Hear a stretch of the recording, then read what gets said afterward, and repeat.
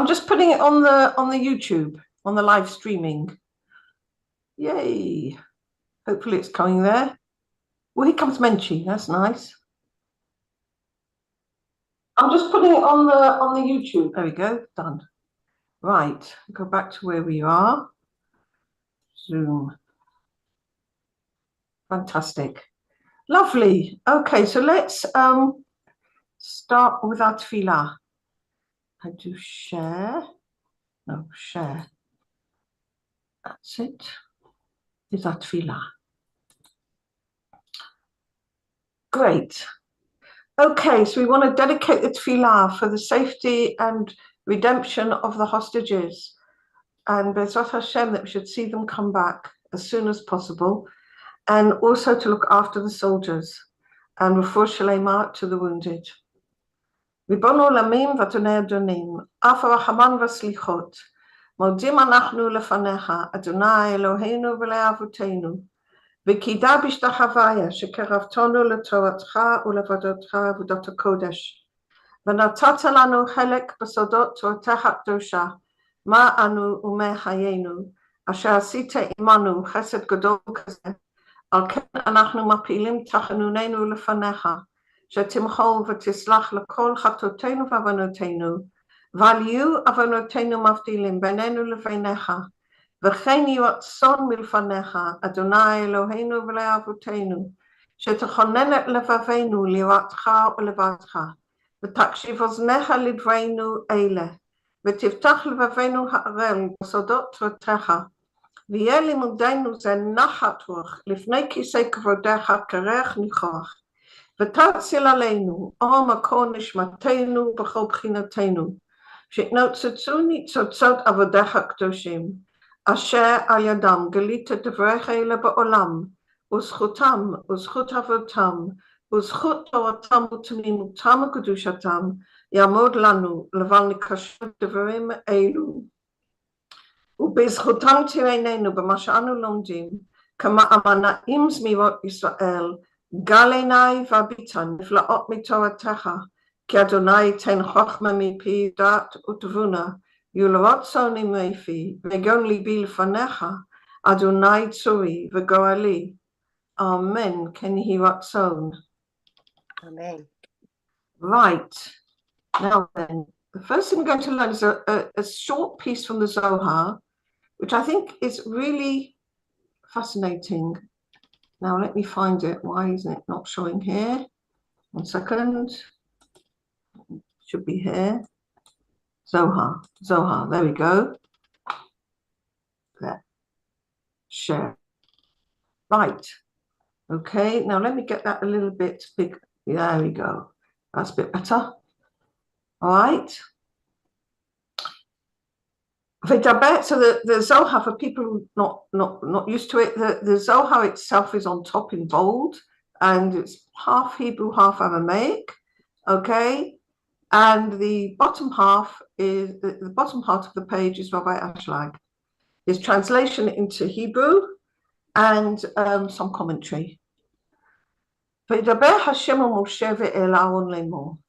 God spoke to Moses and to Aaron, saying, Zot chukat Torah, asher tziva Hashem le'mor gomer. This is the rule of the Torah, which, and the word given here is chukah, which God has commanded, saying, and then he goes into the whole commandment of the red heifer. And the issue about the commandment of the red heifer is that it's completely non-understandable by human logic. I mean, it just isn't understandable. You take a red heifer, it's a red perfect heifer, and it's never had a yoke, and then the priest has to burn it and sacrifice it, and then burn it, and obviously sacrifice it first. You don't just burn a live animal, God forbid, or anything like that. And I mean, you can read the whole story there, and then there's this whole thing about the one who takes the water or something. I'm not very good at remembering the bits, I have to tell you. It becomes unclean, and yet the water of from the ashes of the red heifer makes people clean. So what on earth is all this about? and it's called a chok, and the rule is that a chok means it's a mitzvah of the Torah. It's a mitzvah of the Torah, which any way around you look at it, you can't figure it out in human logic, okay? But we're going to find out that it's not just this mitzvah, which is a chok.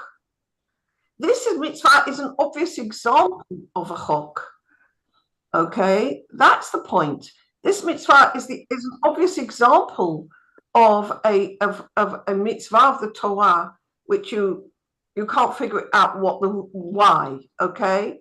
There are other mitzvot of the Torah which, for example, make sense logically. Honor your father and your mother. Think about it. It makes sense. All right.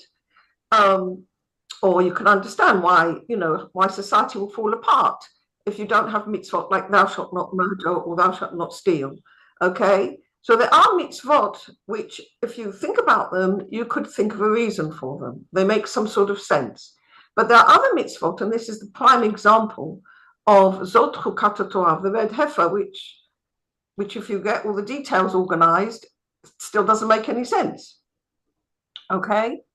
And that's called a chok. What we're going to find out is that it's a general principle that, in fact, we need to look at all the mitzvot of the Torah as a chok, and that's the way we do them. And this is the focus of this shiur, like how Para Aduma, the red heifer, becomes like a general principle for our approach to all the mitzvot. Okay? וידבר השם אל משה ואל אהרון לאמור, זאת חוקת התורה אשר ציווה השם לאמור. This is the chok of the Torah which God commanded, saying. Rabbi Yossi patach. Rabbi Yossi opens his discourse and he brings a different verse, and he says, V'zot haTorah shesam Moshe lifnei bnei Yisrael. And this is the Torah which Moses put before the children of Israel. We all know this verse, okay? We all say it in shul when we raise up the Sefer Torah, okay?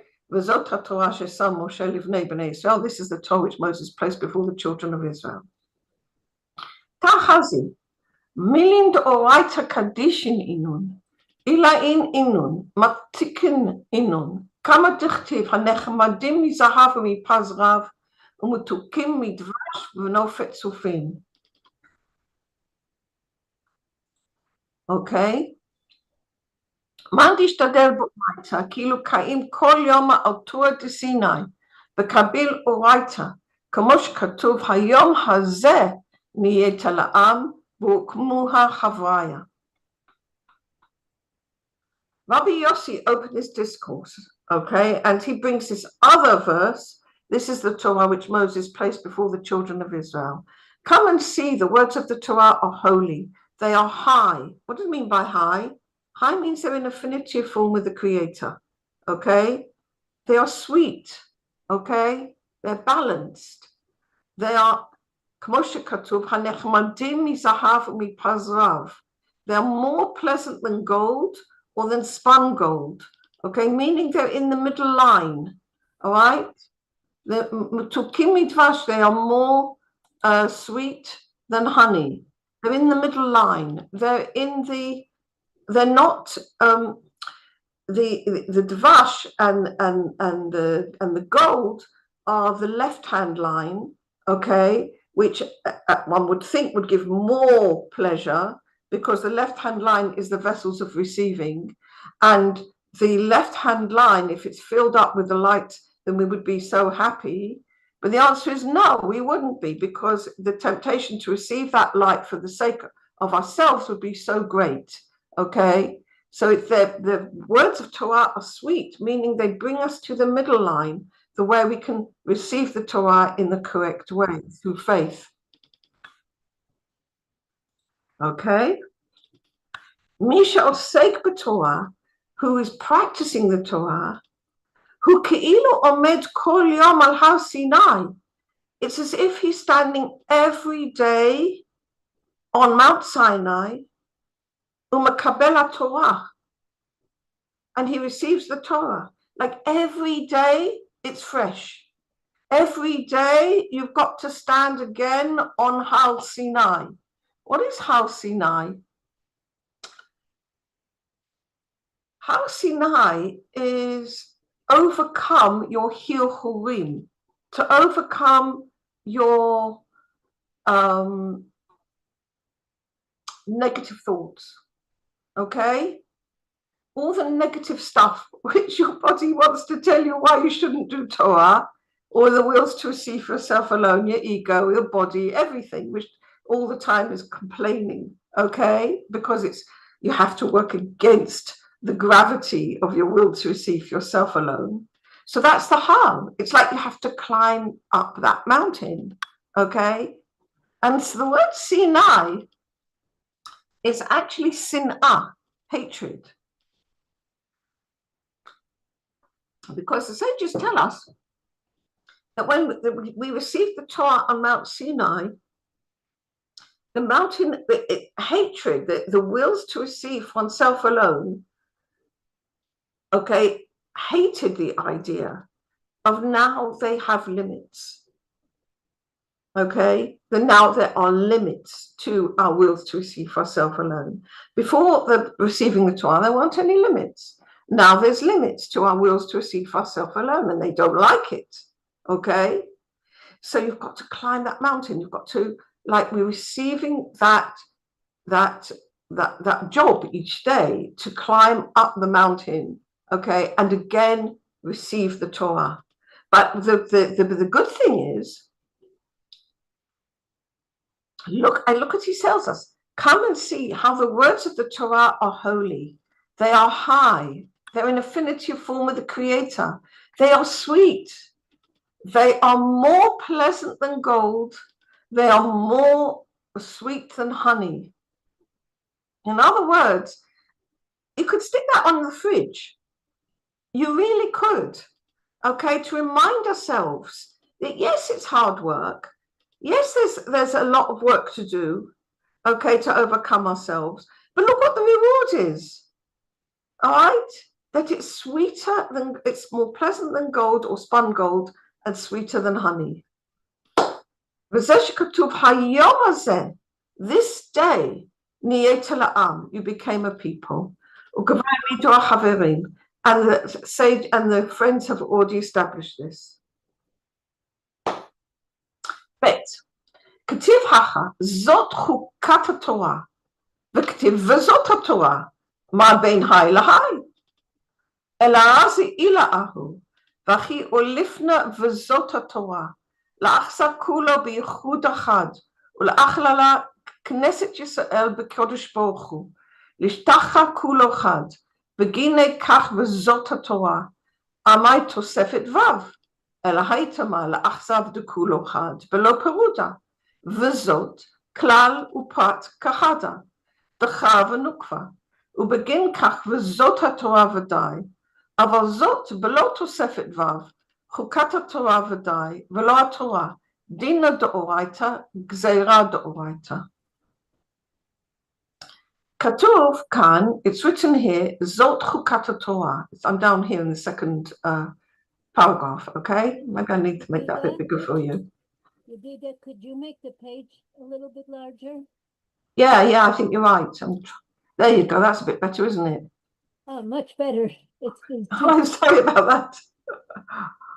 Yeah, okay. Katuv kan, it's written here. Zot chukat Torah. This is the chukah of the Torah. V'katuv v'zot Torah. And this is the Torah. V'lo katuv chukat. Ma bein zeh lezeh. What's the difference between these two verses? Umeshiv, elazot elyon. It is a high inner meaning. V'kach lamadnu v'zot Torah. And this is the Torah. Ula'ot shakol b'yichud echad.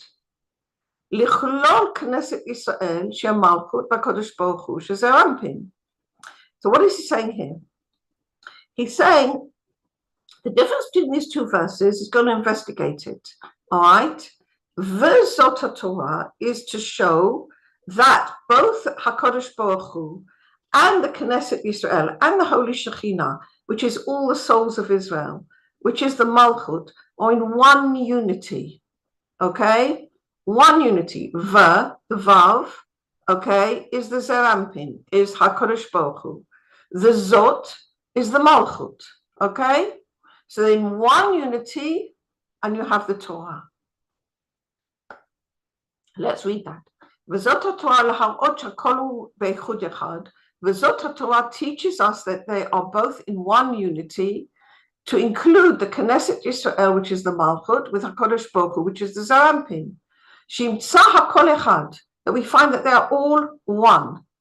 Mishum Zeh, because of this, V'zot HaTorah, and this is the Torah. Lama yesh tosefet vav al zot. Why is there the additional vav, meaning and, al zot? The word vav is translated so many times as and or but or whatever, but in fact, it's got a high meaning. The meaning is it's the channel to bring the light to the Malchut. Okay? So that is the Zerampin. So the Vav, together with the Malchut, which is the Zot, okay, is to show that the Zerampin and Malchut are together. No separation. V'zot hu klal uprat yachad. It is the generality of the Torah and the individual response to it, which comes from the Malchut, together. Dainu dacha v'nukva yachad. Male, which is the giver, which is the Zerampin, the feminine side, which is the receiver, which is the Malchut, together.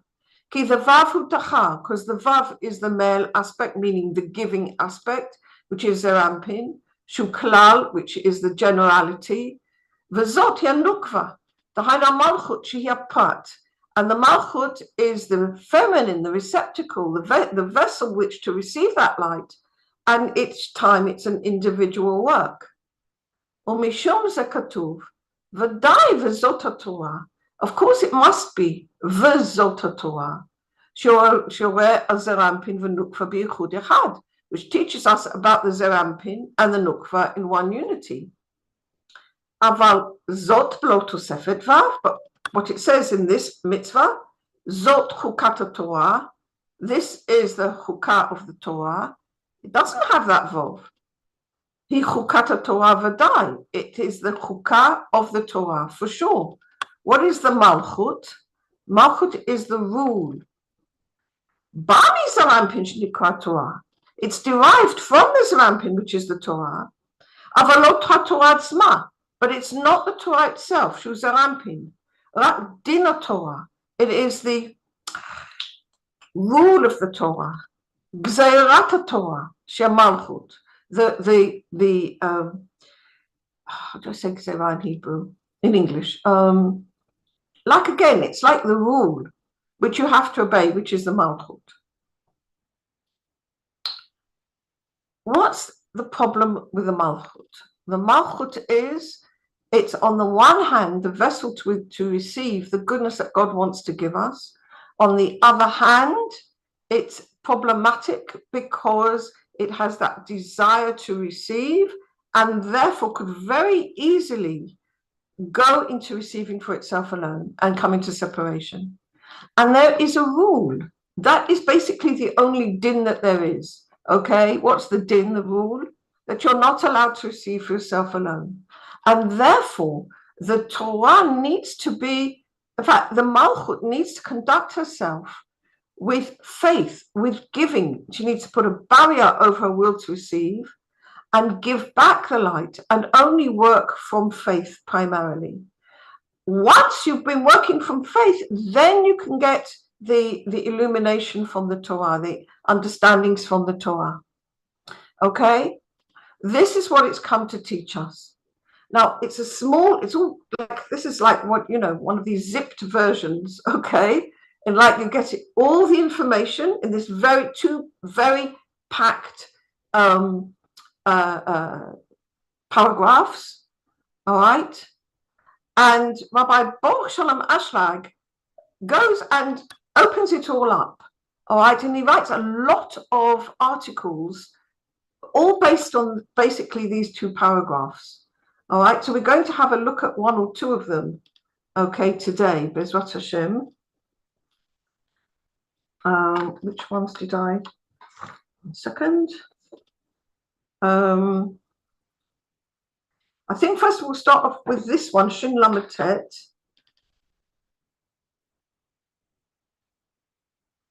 Right. And then, there's Shin Lamed Chet and Shin Lamed Tet. I actually marked the book. That was helpful. Okay. Right. Off we go.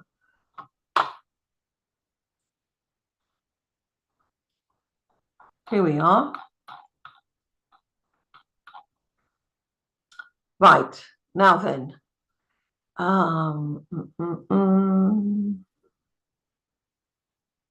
Can you see that okay? I'm not sure you can. I might have to do new shares. I'll do new shares just to be sure.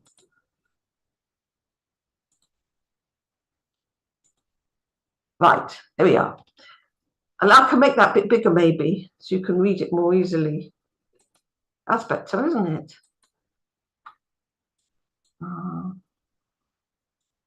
There we go. Zohar Kadosh, Zot Chukat Torah. Okay, so we're looking at the same piece from the Zohar. Okay, and let's see how Rabbi Baruch Shalom Ashlag looks at it. בזוהר הקדוש הקשה על מה שכתוב, זאת חוקת התורה, למה שכתוב, וזאת התורה. In the Holy Zohar, he's asking a question about why is it written, זאת חוקת התורה, okay, this is the rule of the Torah, in contradistinction to וזאת התורה. And he answers, וזאת, the word וזאת, is including unity, teaches us the unity, where the conjunction of the Zerampin and the Malchut are together, that the klal, the general light of the Torah, and the way it's received individually by the Malchut is together. Aval zot, beli tosefet vav, but the zot without the additional vav is chukat Torah, the Malchut on its own. It's the principle, is the rule. Bami Zerampin, it's derived from the Zerampin Nishanikar Torah, V'la Torah Tzma, but it's not the actual Torah itself. It's not the light of the Torah. That's what he wants to tell us. It's the rule of the Torah. Okay? And that's what we learned in the text of the Zohar. All right? V'yesh lishol ha'sheila, madua Zerampin nikar klal u'malchut nikret prat. Why is the Zerampin called a generality and why is the Malchut called an individual aspect? Why is the Malchut called a rule, the Gzerat Torah? Vinyahu. And the issue is like this. Yadosh ikar avodah yemunah. It's known that the main principle of our serving God is faith. Dahainu lamala me'adat, that is above knowledge. What does above knowledge mean? It means that when we give, we are using a higher paradigm of consciousness than is the paradigm of receiving. All right? When we're giving, we're closer to the Creator because we're more in affinity of form with the Creator, because the Creator gives unconditionally and he has no aspect of receiving. Whereas when we're receiving, we're separated. It's considered lower. All right? So faith is higher than knowledge because knowledge is what we receive. Okay? We receive experience. We receive knowledge. Why do we need to go in faith above knowledge? There is a rule over the Malchut. Because the Malchut itself, its essence, is the desire to receive. That we need, it's forbidden. What it means forbidden? It means you can't bring it into holiness. That's the problem. Okay? That's why it's forbidden. All right. A minute. Somebody wants to come in. All right. That a person so therefore it's forbidden to be receiving for the sake of receiving, because the purpose of our being here is to come to dveikut, come to unity. Shehi b'chinat hishtavot tzura, which means being affinity of form, meaning that we need to be of the same desire of God that God wants to give. We need to want to give too. Which is not the case, otherwise the created being is separated. Kol makom,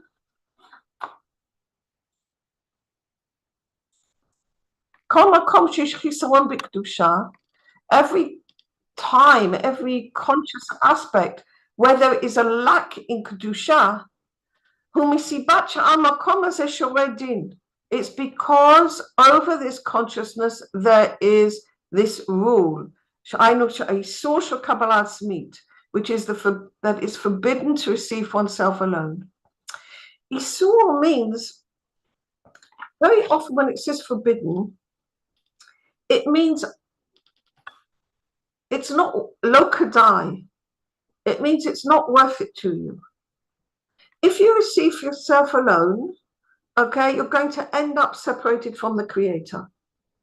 So a lot of people are a bit kind of allergic to the word isur. Don't do this, don't do that, don't do the other. What is this? Okay? All right? They want free choice.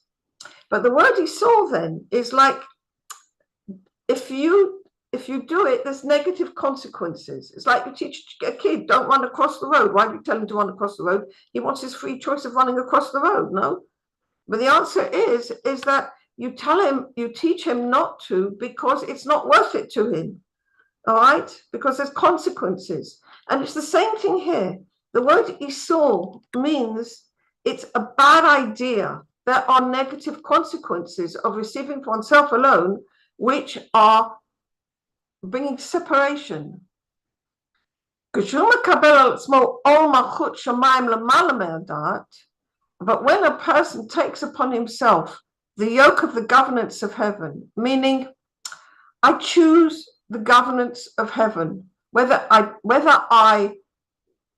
the circumstances, I choose that. Lamala me'adat, from faith. Sham ein makom lekabbalah. Then there's no real possibility of receiving for myself alone. And this is the rule of the Torah. Mishum she'ein ha'makabel yachol laskim lavod lemala me'adat, because a person is not able to agree to work only in faith. Because a person's logic and the way he's brought up and his whole basic knowledge of life says, I don't want to work or do even any movement without getting something for it. Okay, we don't even move from one side of that to the other side unless we feel we'll be more comfortable. All right, this is reality. We don't even go from that to that unless there's somehow we think it's going to be better for us. All right?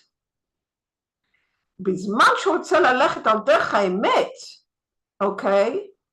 And what he says that we need to go in the way of truth, only in the way of giving, as the body, the will to receive, the egoism doesn't agree. That's the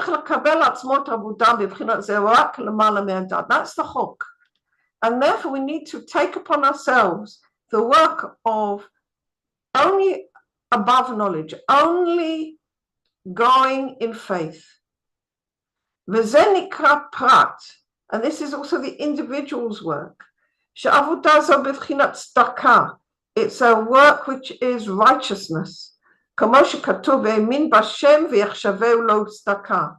Abraham showed us the way, and he believed in God, and it was counted for him as a righteousness. But once he has taken upon himself this service of God in the way of faith, okay, and I like the word the yoke, because the Parah Aduma has also got the issue of not without yoke or something. And this is the aspect of the Torah. The Torah niquet b'chinat klal. and the Torah is the aspect of the generality. Mishum she kolelet shnei dvarim, because she includes two things. Hainu emunah v'Torah. So the Torah includes two things. It's got both the Torah, which is the light of God, but it's also got the way of faith in it. All right, it's got both things together. The prat is the malchut, is the individual element works with faith, but the zerampin together has both the faith, which the malchut takes from the zerampin, takes from the Torah, and the light of the Torah itself. Because it's forbidden to teach Torah to the akum is of day kohavim umazalot, those who worship stars and planets. Okay, what is stars and planets? It's worshipping things of the natural world, worshipping our own intelligence, worshipping our own knowledge, worshipping our own seichel, okay, our own technology. All right, and so what does it mean? Forbidden to teach Torah to idol worshippers.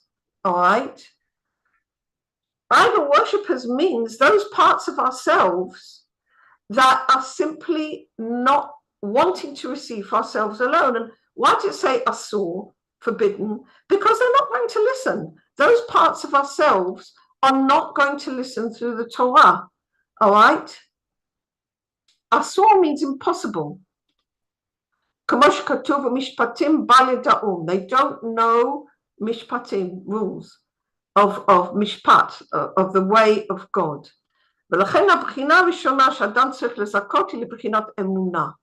the first aspect that a person needs to gain, to merit, is the aspect of faith. Then he can come to the way of Torah. Because when he's going through faith, the part of himself, which is the akum, the will to receive for himself alone, it's not there. He's not using it. Okay, he's put a barrier over it, and he's simply going the way of faith.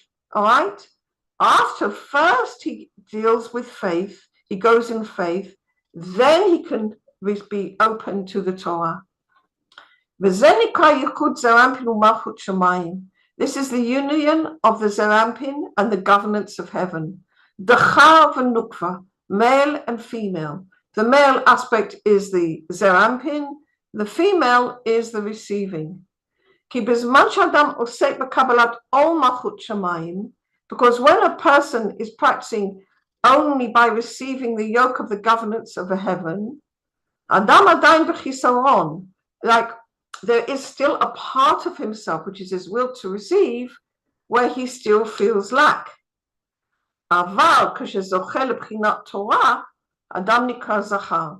But when that he's working first with the faith, and then because he's transforming his self to the aspect of giving, then that light can come in, and then Adam nikra zachar.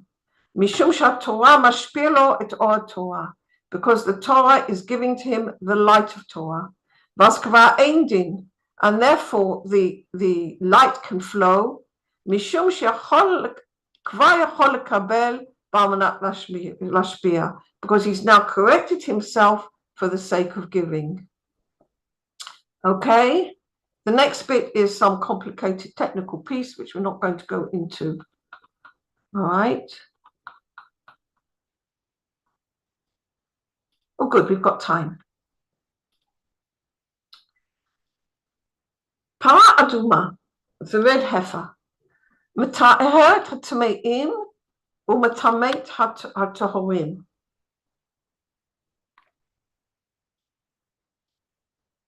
She purifies the unclean and makes unclean the pure. Okay? And I said this was one of the, if you look at this whole mitzvah in the Torah, it absolutely doesn't make any sense whatsoever. So let's find out what it can mean.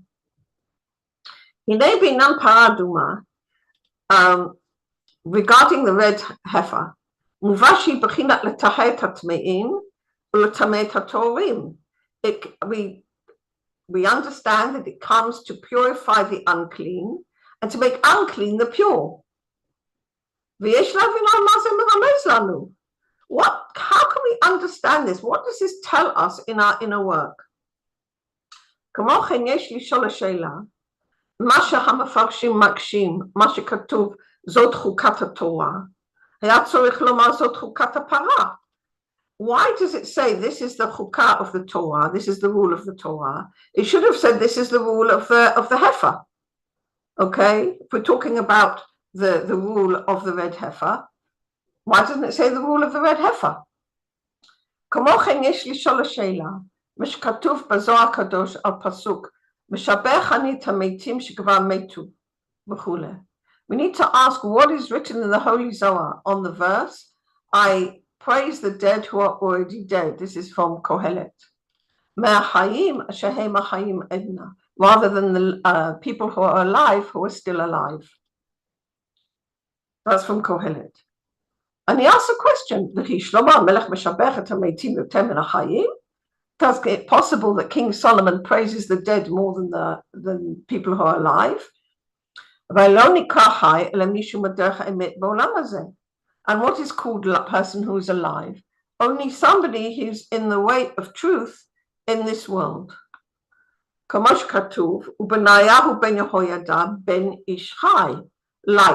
Banayahu ben Yehoiada is the son of Ishai, meaning totally connected with the Creator at all times. And the companions have established this. And the wicked person who's physically alive, but he's not going in the true way, is considered as dead. Okay, so the definition of life and death is not somebody who's physically alive or physically dead. It means who is connected with the Creator and who's not connected with the Creator, alive and dead.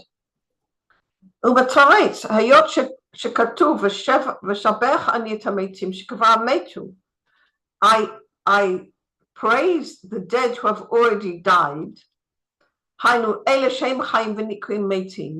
That is, those who are alive but are considered dead. Why are they called dead?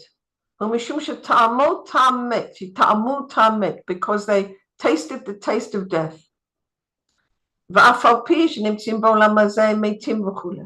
even though they're in this world, they're considered death. More than the people who are alive, even though they're alive, and they've not yet tasted the taste of death.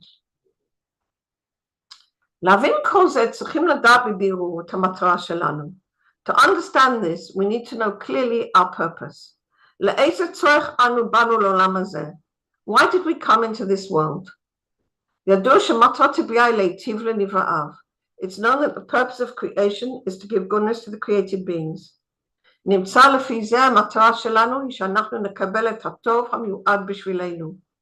Therefore, our purpose is that we need to receive the good which is destined for us. That we've come to our purpose. Before this, we haven't yet got to our rest and to our inheritance. ועוד יש לדעת שיש לפנינו עבודה גדולה שנוכל להגיע למטרה. How we have a big work ahead of us that we can get to our purpose. שזה נקרא לעבוד לשם שמיים. So our purpose is that we get to be able to serve for the sake of heaven. שאנחנו צריכים לבוא לידי מצב שכל מחשבותינו להשפיע נחת רוח להיות זו. We need to be able to get to that stage that all our thoughts are to give pleasure to the Creator. And this is so that we should not eat the bread of shame. What is the bread of shame? Receive for nothing.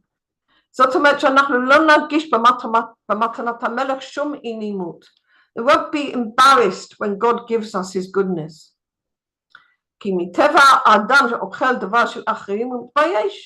Because it's natural for a person when he eats or what other people have done, he's ashamed.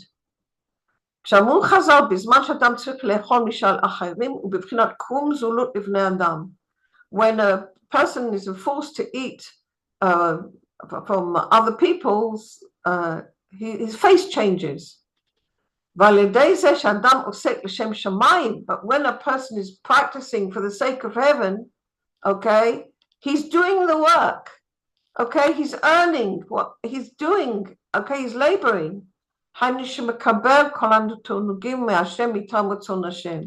he receives the pleasure from God because this is God's will. He's not feeling any shame by the God giving to him. On the contrary, he's happy because he's only receiving for the sake of giving pleasure to the Creator. So the more he receives, the more pleasure he gives to the Creator. So he's happy to receive because he's just like saying, yeah, sure, God, the more you give me, the more I'm giving to you, the more I can give to other people. But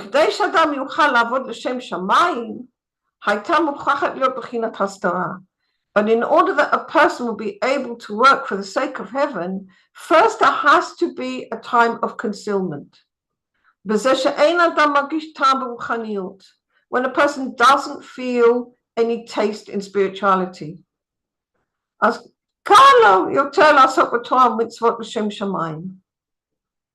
Sorry, I've translated that wrong. I need to begin again.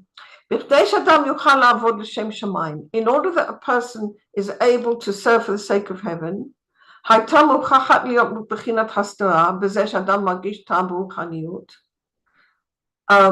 the first needs to be an aspect of concealment in the fact that a person does not need, at that point, a person doesn't feel the taste of spirituality. Because otherwise it's kind of like too easy for him to work for the sake of heaven. How would he even know that his intention is for the sake of heaven if all the time it was just easy?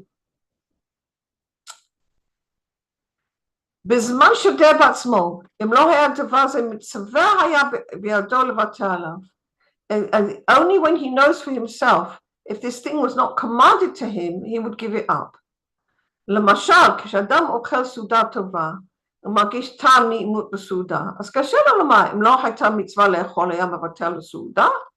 For example, when a person eats a good meal and he feels a taste of pleasure in the meal, then it's, how would he know if there is a mitzvah or not a mitzvah to eat? He would give up the Suda. But when a person puts on tefillin, if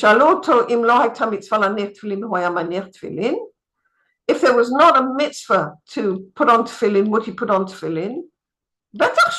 He wouldn't do it at all.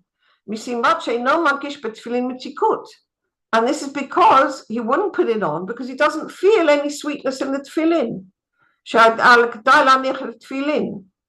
So what he's saying here is that the period when we don't feel sweetness in the mitzvot, where we don't feel the time of the mitzvot, is actually a precious time because it helps us discover why we're doing the mitzvot. Like if it was a mitzvah where we like eating a meal on Shabbat, do you really know whether you're eating l'shem mitzvah for the sake of the mitzvah, or the sake of Shem Shamayim, or because you're hungry, because it's 12 o'clock already and you've been davening all morning and you're starving, okay? And you can hardly wait for somebody to make kiddush and then, you want to sit down and eat, okay? So who can fool themselves that that is really l'shem Shamayim, all right? Because why? Because the pleasure of the meal is obvious. And because the pleasure of the meal is obvious, then you really don't know why you're doing the mitzvah, all right? You can't be sure. But if you've got a mitzvah like putting on tefillin, where there's no obvious pleasure usually for people when they put on tefillin, okay? What do they feel? All right? Now they know that they're doing it because of the mitzvah, all right? ובזה אנחנו יכולים יותר בקלות לקיים את המצווה רק לשם שמיים, ולא לתועלת עצמו. And in this way we're able more easily to fulfill the mitzvah for the sake of heaven and not for our own sakes. רק אחר שאדם כבר הרגיל את עצמו לעסוק בתורה מצוות לשם שמיים. Once a person has already got used to doing the Torah mitzvot for the sake of heaven, אז מתחיל אצלו לאט לאט לתרום את המתיקות שישנה בתורה המצוות. In other words, we have to begin with faith, try to aim to do it for the sake of heaven, all right? Then gradually we're able to taste the sweetness which is in the Torah mitzvot in a true way, okay? And then we know it's from the mitzvah. כשמתחילים בעבודת השם, מתחילים מבחינת החינוך. When we begin serving God, we begin from habit, from education. This is the way we do it. שאז קונה עשיית תורה מצוות בדרך ההרגל. We first acquire the doing of the Torah mitzvot through habit. הנקרא מצוות אנשים מלומדה. Just this is the way we do it, okay? And many people just stay like that the rest of their lives. ואז יודע האדם בעצמו שהוא טהור. And then a person thinks to himself that he's pure. And shall say Torah mitzvot, that he's doing Torah mitzvot. In other words, the first way that we begin to do Torah mitzvot, we're just doing the actual practice, and we're not even looking to see what is our intention. But when he begins to walk in the ways of faith, okay, doing it like a chok, all right, like a rule, then we begin to practice for the sake of heaven. What does he see? He says, then he says, wow, I'm far away from lishma, from the sake of heaven. What does he discover? Like when he was just doing it from education or from habit or social reasons or something, he thinks he's fine, he thinks he's wonderful. And when we try to start to do it from faith, we see exactly the opposite. We see, wow, we're unclean. That we're not doing it for the sake of heaven.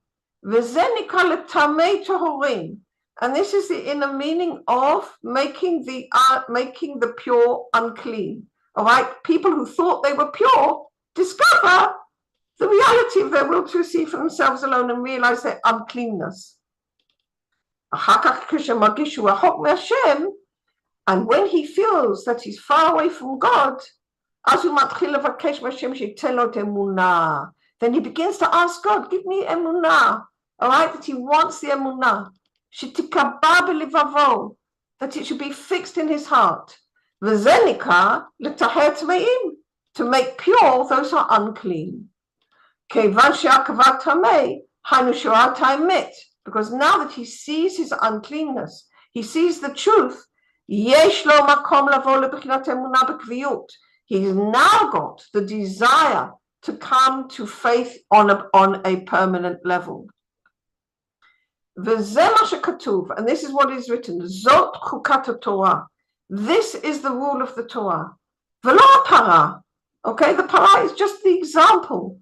כי לדייק שאי אפשר לזכות לתורה רק על ידי הפרה, שהיא בחינת אמונה, okay? And not only that, but he says it to make it clear that you can't come to the Torah, to merit the true Torah, the light of the Torah, except through this way, the way of faith, through the whole inner meaning of the heifer.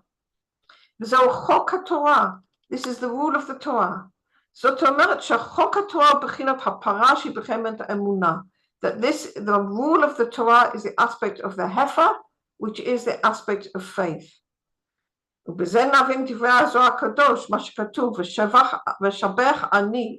we can understand the words of the Holy Zohar and what is written, and I praise the dead because they are dead. That it explains because they tasted the taste of death. Okay, in other words, they tasted, people who already tasted the taste of separation from the Creator. And therefore they are actually more praiseworthy from those who have not yet tasted the taste of death. Okay? This is like the 4 sons at Seder night. Okay? If you look in Rabbi Baruch Shalom Ashlag's explanations there, he rates the Rasha more highly than the Tam or Fasheno Yodeh Lishol. He rates the Chacham highly, the Rasha highly. Why? Because at least he knows who he is. He knows his own wickedness, and from that he can pray and come to tshuva. If you don't know, you're still not able to do the work. So here he's praising those who are already tasted this separation from the Creator, say, no, I don't want that. Okay? And he praises them more than those who are alive, meaning those who are still alive, but can, like doing the Torah mitzvot out of habit or out of social reasons or something like that. They haven't yet tasted the taste of death, which comes from realizing our separation. In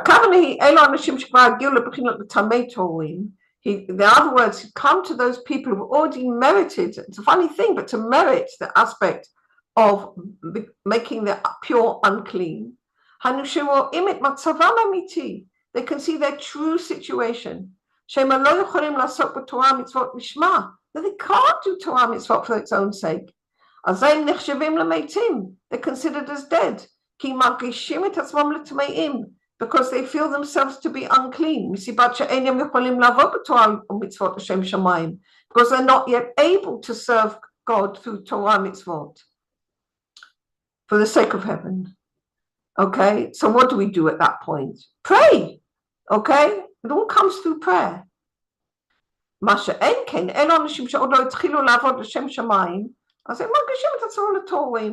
Whereas people who've not yet begun to serve for the sake of heaven, and they're not aware that they haven't, they feel themselves to be pure.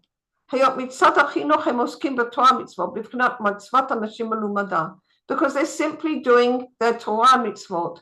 Because this is what they were taught to do when they were at school. This is what they did when they were at home. They're doing Torah mitzvot in some sort of a rote manner. And they think of themselves as alive. They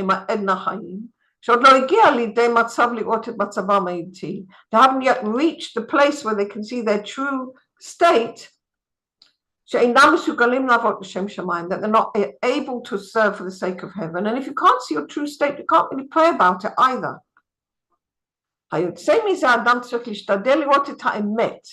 Therefore, a person needs to strive to see the truth, not to be afraid of the truth. If he's going in the way for the sake of heaven, a